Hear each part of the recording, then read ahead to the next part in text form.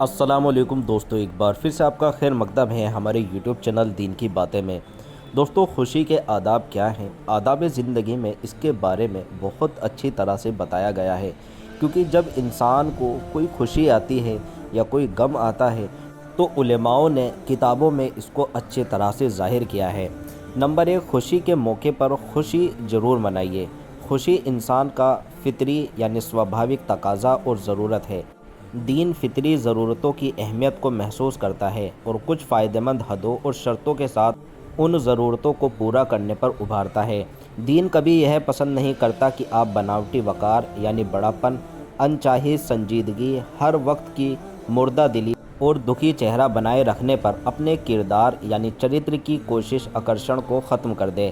وہ خوشی کے تمام جائز موقعوں پر خوشی منانے کا پورا حق دیتا ہے اور یہ چاہتا ہے کہ آپ ہمیشہ بلند حوصلوں، تازہ ولولوں اور نئی امنگوں کے ساتھ تازہ دم رہیں۔ جائز موقعوں پر خوشی نہ ظاہر کرنا اور خوشی منانے کو دینی وقار کے خلاف سمجھنا دین کی سمجھ سے محرومی ہے۔ آپ کو کسی دینی کرتویہ کو انجام دینے کی توفیق ملے، آپ یا آپ کا کوئی رشتہ دار علم و فضل میں اونچی جگہ پا لے، خدا آپ کو مال و دولت یا کسی اور نعمت سے نوازے، آپ کسی لمبے سفر سے خیریت کے ساتھ گھر واپس آئیں، آپ کا کوئی رشتہ دار کسی دور کی جگہ کے سفر سے آئے، آپ کے یہاں کسی عزت دار مہمان کا آنا ہو، آپ کے یہاں شادی بیاہ یا بچوں کی پیدائش ہو، کسی رشتہ دار کی صحت یا خیریت کی خبر ملے یا مسلمانوں کی کامیابی کی خوشخبری سنیں یا کوئی تہوار ہو، اس طرح کے تمام موقعوں پر خوشی منانا آپ کا سوبھاوک حق ہے۔ اسلام نہ صرف خوشی منانے کی اجازت دیتا ہے بلکہ آپ کو دینداری بھی قرار دیتا ہے۔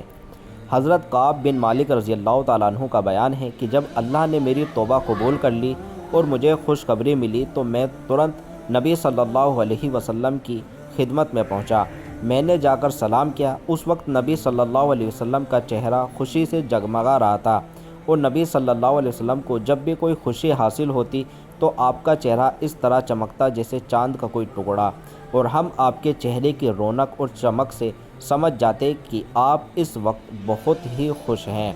نمبر 2، تہوار کے موقع پر اہتمام کے ساتھ خوب کھل کر خوشی منائیے اور طبیعت کو ذرا آزاد چھوڑ دیجیے۔ نبی صلی اللہ علیہ وسلم جب مدینہ تشریف لے آئے تو فرمایا، تم سال میں 2 دن خوشیاں منایا کرتے تھے، اب خدا نے تم کو اس سے بہترین 2 دن دے دیے، یعنی عید الفطر اور عید الاضحیٰ۔ اس لیے سال کے ان 2 اسلامی تہواروں میں پوری خوشی ظاہر کیجیے اور مل جل کر کچھ کھلی طبیعت سے کچھ ہنسی خوشی کے کام سوبھاوک ڈھنگ سے اپنائیے۔ اسی لیے ان تہواروں میں روزہ رکھنے سے منع کیا گیا ہے۔ نبی صلی اللہ علیہ وسلم کا ارشاد ہے، یہ دن کھانے پینے، آپسی خوشی کا مزہ اٹھانے اور خدا کو یاد کرنے کے ہیں۔ عید کے دن صفائی ستھرائی اور نہانے دھونے کا اہتمام کیجیے، حیثیت کے مطابق اچھے سے اچھے کپڑے پہنیے، خوشبو لگائیے، اچھے کھانے کھائیے اور بچوں کو موقع دیجیے کہ وہ جائز قسم کے سیر سپاٹوں اور کھیلوں سے من بہلائیں اور کھل کر خوشی منائیں۔ حضرت عائشہ رضی اللہ تعالیٰ عنہ کا بیان ہے کہ عید کا دن تھا، کچھ لڑکیاں بیٹھی وہ گیت گا رہی تھیں جو بغاز کی لڑائی کے موقع پر انصار نے گائے تھے کہ اسی بیچ حضرت ابوبکر رضی اللہ تعالیٰ عنہ تشریف لے آئے، بولے نبی صلی اللہ علیہ وسلم کے گھر میں یہ گانا بجانا؟ نبی صلی اللہ علیہ وسلم نے فرمایا، ابوبکر رہنے دو، ہر قوم کے لیے تہوار کا دن ہوتا ہے اور آج ہماری عید کا دن ہے۔ ایک بار عید کے دن کچھ حبشی بازیگر فوزی کرتب دکھا رہے تھے، نبی صلی اللہ علیہ وسلم نے یہ کرتب خود بھی دیکھے اور حضرت عائشہ رضی اللہ تعالیٰ عنہ کو بھی اپنی آڑ میں لے کر دکھائے۔ آپ ان بازیگروں کو شاباشی بھی دیتے جاتے تھے۔ جب عائشہ رضی اللہ تعالیٰ عنہ دیکھتے دیکھتے تھک گئی تو آپ نے فرمایا، اچھا اب جاؤ۔ نمبر 3، خوشی منانے میں اسلامی ذوق اور اسلامی ہدایتوں اور آداب کا ضرور خیال رکھیے۔ جب آپ کو کوئی خوشی ملے تو خوشی دینے والے پروردگار کا شکریہ ادا کیجیے، اس کے حضور شکرانے کا سجدہ کیجیے۔ خوشی کے بہاؤ میں کوئی ایسا کام یا رویہ نہ اپنائیے جو اسلام مزاج سے میل نہ کھائے اور اسلامی تہذیب اور ہدایتوں کے خلاف ہو۔ خوشی ضرور ظاہر کیجیے لیکن حدوں کا خیال ضرور رکھیے۔ خوشی ظاہر کرنے میں اتنا آگے نہ بڑھیے کہ گھمنڈ ظاہر ہونے لگے اور نیاز مندی، بندگی اور عاجزی کے جذبے دبنے لگے۔ قرآن میں اس آیت میں اللہ پاک نے فرمایا، اور ان نعمتوں کو پا کر اترانے نہ لگو جو خدا نے دی ہے، خدا اترانے والے اور بڑائی جتانے والوں کو ناپسند کرتا ہے، اور خوشی میں اتنے پھول نہ جائیے کہ خدا کی یاد سے غافل ہونے لگے۔ مومن کی خوشی یہ ہے کہ وہ خوشی دینے والے کو اور زیادہ یاد کرے، اس کے حضور شکر کا سجدہ ادا کرے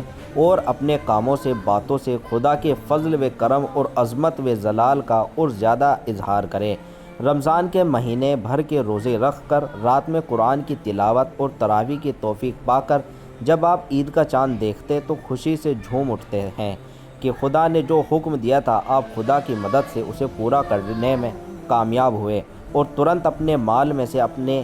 غریب اور محتاج بھائیوں کا حصہ ان کو پہنچا دیتے کہ اگر آپ کی عبادت میں کوئی کوتاہی ہو گئی ہو اور بندگی کا حق ادا کرنے میں کوئی بھول ہوئی ہو تو اس کی کمی پوری ہو جائے، اور خدا کے غریب بندے بھی عید کی خوشی میں شامل ہو کر مل جل کر خوشی ظاہر کر سکیں، اور پھر آپ خدا کی اس توفیق پر عید کی صبح کو دوگنا شکر ادا کرنے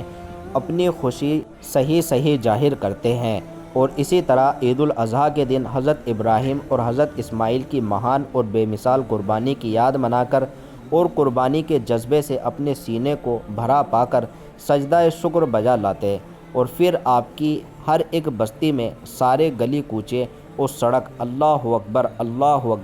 لا الہ الا اللہ اللہ اکبر وللہ الحمد کی آوازوں سے گونج اٹھتے، اور جب آپ خدا کی شریعت کے مطابق عید کے دنوں میں اچھا گاتے، اچھا پہنتے اور خوشی ظاہر کرنے کے لیے جائز طریقوں کو اپناتے ہیں تو آپ کی یہ ساری سرگرمیاں اللہ کا ذکر بن جاتی ہیں۔ نمبر 4، اپنی خوشی میں دوسروں کو بھی شامل کیجیے، اور اسی طرح دوسروں کی خوشی میں خود بھی شرکت کرنے ان کی خوشیوں میں بڑھوتری کیجیے، اور خوشی کے موقعوں پر مبارکباد دینے کا بھی اہتمام کیجیے۔ حضرت کعب بن مالک رضی اللہ تعالیٰ عنہ کی توبہ جب قبول ہوئی اور مسلمانوں کو معلوم ہوا تو لوگ جتھے کے جتھے ان کے پاس مبارکباد دینے کے لیے پہنچنے لگے اور خوشی ظاہر کرنے لگے، یہاں تک کہ حضرت طلحہ رضی اللہ تعالیٰ عنہ کی مبارکباد اور خوشی ظاہر کرنے سے تو حضرت کعب رضی اللہ تعالیٰ عنہ پر اتنا اثر پڑا کہ زندگی بھر یاد کرتے رہے۔ حضرت کعب رضی اللہ تعالیٰ عنہ نے جب بڑھاپے کے زمانے میں اپنے بیٹے عبداللہ کو اپنی آزمائش اور توبہ کا واقعہ سنایا تو خاص طور پر حضرت طلحہ رضی اللہ تعالیٰ عنہ کی خوشی کا ذکر کیا اور فرمایا کہ میں طلحہ کی مبارکباد اور ان کی خوشی کے جذبے کو کبھی نہیں بھول سکتا۔ خود نبی صلی اللہ علیہ وسلم نے بھی جب حضرت کعب رضی اللہ تعالیٰ عنہ کو توبہ قبول کر لیے جانے کی خوشی خبری سنائی تو بے حد خوشی ظاہر کرتے ہوئے فرمایا، کعب یہ تمہاری زندگی کا سب سے زیادہ خوشی کا دن ہے۔ کسی کی شادی ہو یا کسی کے یہاں بچہ پیدا ہو، اسی طرح کی کوئی خوشی حاصل ہو تو خوشی میں شرکت کیجیے اور مبارکباد دیجیے۔ حضرت ابو ہریرہ رضی اللہ تعالیٰ عنہ فرماتے ہیں کہ نبی صلی اللہ علیہ وسلم جب کسی کے نکاح پر اس کو مبارکباد دیتے تو یوں فرماتے، جس کا ترجمہ خدا تمہیں خوشحال رکھے اور تم دونوں پر برکتیں اتارے اور اچھے طریقے سے تم دونوں کا نکاح کرے۔ ایک بار حضرت حسین رضی اللہ تعالیٰ عنہ نے کسی بچے کی پیدائش پر مبارکباد دینے کا طریقہ سکھاتے ہوئے فرمایا کہ یوں کہا کرو، خدا تمہیں اپنی اس دین میں خیر و برکت دے، اپنی شکر گزاری کی تمہیں توفیق بخشے، بچوں کو جوانی کی بہاریں دکھائے اور اس کو تمہارا فرمانبردار بنائے۔ نمبر 5، جب آپ کا کوئی رشتہ دار یا جان پہچان کا کوئی آدمی کسی دور کے سفر سے آئے تو اس کا سواگت کیجیے، اس کا خیریت کے ساتھ واپس آ جانے اور اپنے مقصد میں کامیاب ہونے پر خوشی ظاہر کیجیے، اور اگر وہ خیریت سے واپس ہونے پر خوشی کا کوئی جشن منائے تو اس میں شرکت کیجیے، اور جب آپ کسی سفر سے خیریت کے ساتھ وطن واپس پہنچے اور اسی خوشی میں کوئی جشن منائیں تو اس خوشی میں بھی قریبی لوگوں کو شریک کریں، البتہ نامناسب خرچہ، فضول خرچہ اور دکھاوے سے بچیے۔ کوئی ایسا خرچہ ہرگز نہ کیجیے جو آپ کی طاقت سے زیادہ ہو۔ نبی صلی اللہ علیہ وسلم جب تبوک کی لڑائی سے واپس تشریف لائے تو مسلمان مرد اور بچے ان کے سواگت کے لیے سنیۃ الوداع تک پہنچے، اور جب آپ صلی اللہ علیہ وسلم سے ہجرت کر کے مدینہ پہنچے اور دکشن کی اور سے شہر میں داخل ہونے لگے تو مسلمان مرد، عورتیں، بچے، بچیاں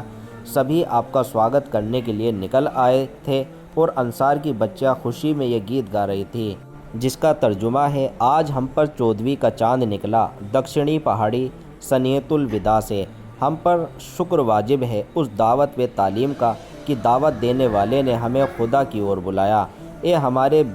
بیچ بھیجے جانے والے رسول، آپ ایسا دین لائے ہیں جس کی ہم پیروی کریں گے۔ ایک بار نبی صلی اللہ علیہ وسلم کسی سفر سے مدینہ پہنچے تو آپ نے اپنی اونٹ ذبح کر کے لوگوں کی دعوت فرمائی۔ نمبر 6، شادی بیاہ کے موقع پر بھی خوشی منائیے اور اسی خوشی میں اپنے رشتہ دار اور دوستوں کو بھی شریک کیجیے۔ اس موقع پر نبی صلی اللہ علیہ وسلم نے کچھ اچھے گیت گانے اور تف بجانے کی بھی اجازت دی۔ اس کا مقصد خوشی کے جذبوں کی تسکین بھی ہے اور نکاح کا عام اعلان اور شہرت بھی۔ حضرت عائشہ رضی اللہ تعالیٰ عنہ نے اپنے رشتے کی ایک عورت کا کسی انصاری سے بیواہ کیا۔ جب آپ کو وداع کیا تو نبی صلی اللہ علیہ وسلم نے فرمایا، لوگوں نے ان کے ساتھ کوئی لونڈی کیوں نہیں بھیج دی جو دف بجاتی اور گیت گاتی جاتی۔ جب حضرت ربیع بنت معوذ رضی اللہ تعالیٰ عنہ کا نکاح ہوا تو ان کے پاس کچھ لڑکیاں بیٹھی دف بجا رہی تھیں اور اپنے ان بزرگوں کی تعریف میں کچھ گیت گا رہی تھی جو بدر کی لڑائی میں شہید ہوئے تھے۔ ایک لڑکی نے ایک لڑی پڑھی، ہمارے بیچ ایسا نبی ہے جو کل ہونے والی بات کو جانتا ہے۔ نبی صلی اللہ علیہ وسلم نے سنا تو فرمایا، اس کو چھوڑ دو اور وہی گاؤ جو پہلے گا رہی تھی۔ نمبر 7، شادی بیاہ کی خوشی میں اپنی حیثیت اور طاقت کے مطابق اپنے رشتہ دار اور دوستوں کو کچھ کھلانے پلانے کا بھی اہتمام کیجیے۔ نبی صلی اللہ علیہ وسلم نے خود اپنی شادی میں بھی ولیمے کی دعوت کی اور دوسروں کو بھی اس پر ابھارا۔ آپ کا ارشاد ہے، اور کچھ نہ ہو تو ایک بکری ہی ذبح کر کے کھلا دو۔ شادی میں شرکت کا موقع نہ ہو تو کم سے کم مبارکباد کا پیغام ضرور بھیجیے۔ نکاح، شادی اور اسی طرح کے دوسرے خوشی کے موقع پر تحفے دینے سے تعلقات میں تازگی اور مضبوطی پیدا ہوتی ہے اور محبت میں گرمی اور بڑھتی ہے۔ اور ہاں، اس میں ضرور دھیان رکھیے کہ تحفہ اپنی حیثیت کے مطابق ہو اور دکھاوے سے بچتے ہوئے اپنے اخلاص کی جانچ ضرور کرتے رہیے۔ تو دوستو، یہ تھی خوشی کے آداب جو اللہ کے نبی نے بتائے ہیں، اور مسلمانوں کو بھی اس میں یہ غور کرنا چاہیے کہ جب بھی خوشی ہو تو اس کے حساب سے ہی اپنی خوشی کو ظاہر کرے۔ امید کرتا ہوں یہ ویڈیو آپ کو بہت اچھی لگی ہوگی۔ اس ویڈیو کو زیادہ سے زیادہ شیئر کریں۔ ملتا ہے اگلی ویڈیو میں، تب تک کے لیے السلام علیکم۔